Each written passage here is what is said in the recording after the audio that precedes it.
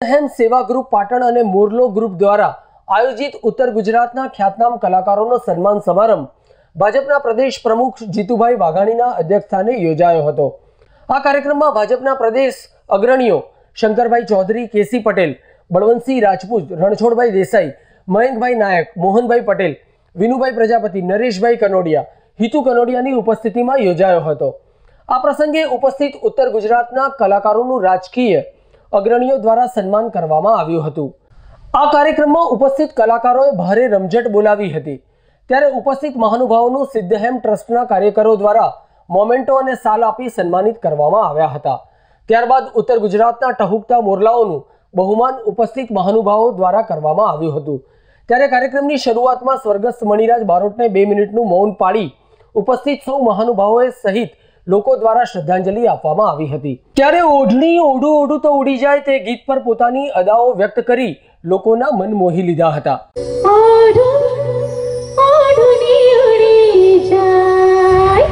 મરી ગયા બાપા નાના રે રેવા નાના રે સેવા ના કોઈ ના આની ના તમને ના કોઈને કે પણ હું તો તમને જ કહીશ। હાય હાય શું વાત કરો છો? અલ્યા પકડો મને।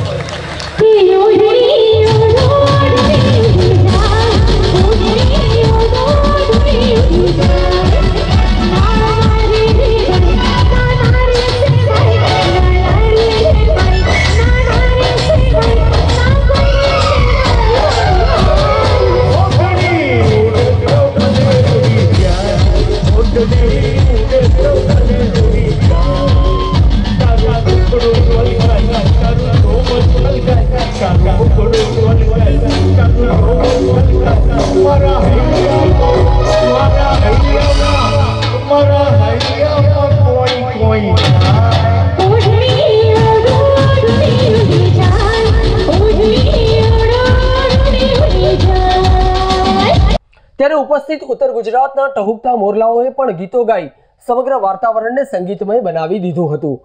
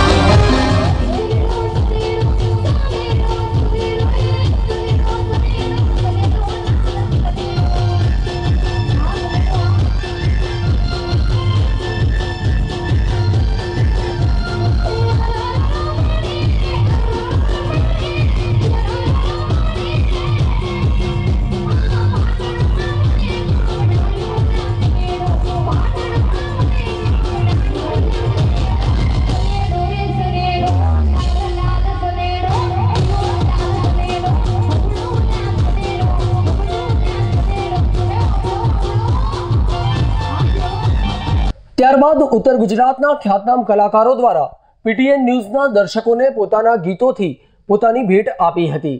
આપણી વચ્ચે ગુજરાતનું ઘરેણું એવું સાગર પટેલ છે, તો આપણે એમની જો વાત કરીએ।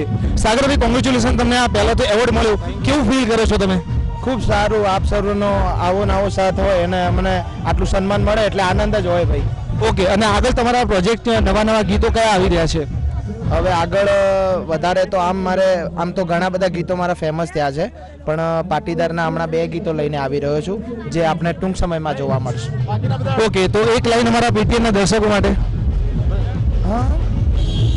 સૂરજ પૂછે ચોદાને, સૂરજ પૂછે ચોદાને, વાલા મારા ચાહકો જેવા મારા ભાઈ, એમની વાત નો કરાય ન કર મજા આવે નહીં।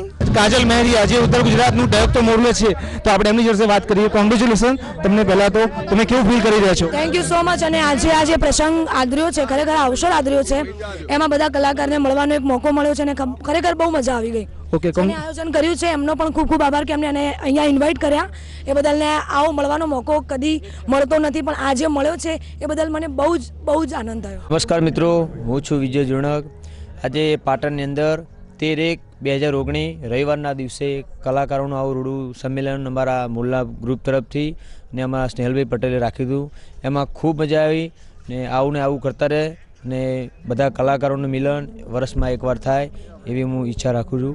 આજે પાટણની અંદર સરસ મજાનું આયોજન કરવામાં આવ્યું છે સિદ્ધ હેમ્પ સેવા કેમ્પ ટ્રસ્ટ દ્વારા અને મોરલો ગ્રુપ દ્વારા.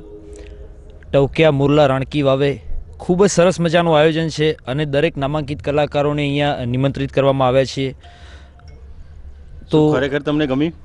હા, એના બદલ ખૂબ આભાર. અમને અહીંયા બોલાવીને અમારું સન્માન જાળવ્યું, અમારું માન જાળવ્યું, એ બદલ તમામ ટીમને ખૂબ શુભેચ્છાઓ અને આભાર. આ પ્રસંગે જીતુભાઈ વાઘાણીએ 10% અનામત અંગે કંઈક આ રીતે પોતાના પ્રતિભાવો વ્યક્ત કર્યા હતા. લોકલાડીલા વડાપ્રધાન આદરણીય શ્રી નરેન્દ્રભાઈ એક ઐતિહાસિક નિર્ણય આપણા બંધારણની અંદર સંશોધન કરી અને એક બિલ રાજ્યસભા અને સાંસદમાં જે પાસ થયું છે, હું માનું છું કે એક અદ્ભુત અને ઐતિહાસિક નિર્ણય છે. એસટી, એસસી ને ઓબીસીની અનામત એ જળવાઈ રહે, એને નુકસાન ન થાય અને જરૂરિયાતમંદ સવર્ણ આર્થિક પછાત જે સમૂહ છે એ યુવાનોને પણ એમાં પ્રવેશ હોય કે નોકરી હોય એ સંદર્ભે એક માંગ હતી, એ માંગને પૂરી કરી અને માત્ર 8 દિવસમાં ઐતિહાસિક નિર્ણય લીધો છે અને વધાવું છું, અભિનંદન આપું છું. રાજ્યના મુખ્યમંત્રી શ્રી વિજયભાઈ રૂપાણીએ, રાજ્ય સરકારે ગુજરાતની આજે નિર્ણય કર્યો છે. જ્યારે બિલ પારિત થઈ ગયું છે, રાષ્ટ્રપતિની મંજૂરી મળી ગઈ છે, ત્યારે આવતીકાલથી જ આ રાજ્યમાં એનો અમલ થશે.